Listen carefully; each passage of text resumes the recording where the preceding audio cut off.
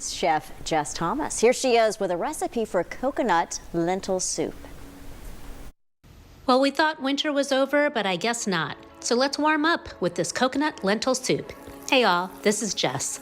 So I'm using red lentils. Most people are familiar with green or brown lentils, but this cooks much faster. So we wash it and drain it. It takes about 3 times to make sure it's pretty clean.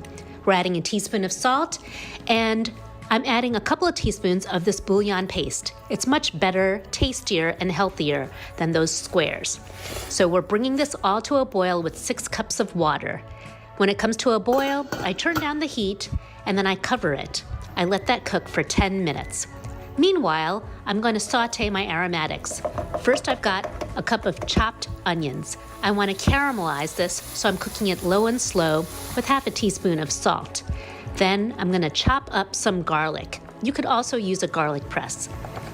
We add that to the onions, as well as some fresh ginger. You can also use ginger paste, and in a pinch, you could use ground ginger. So we saute all of that together along with this spice called garam masala. We just need 1 teaspoon of that.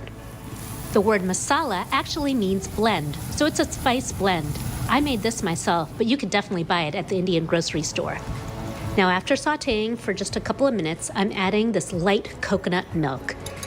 Then we stir that together and pour that straight into those lentils that have been cooked. You can see how much is broken down. It's just got a little bit of texture.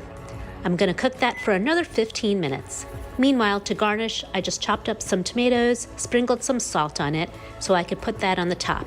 Now, you can actually serve this over rice. That would be delicious. Or you can have some nice crusty bread, some naan, maybe some hummus to go with it. Make sure you add some chopped cilantro or chopped parsley. I hope you try this recipe. I'd love to see it if you do make it. You can find me on Instagram at Jess Soul Food.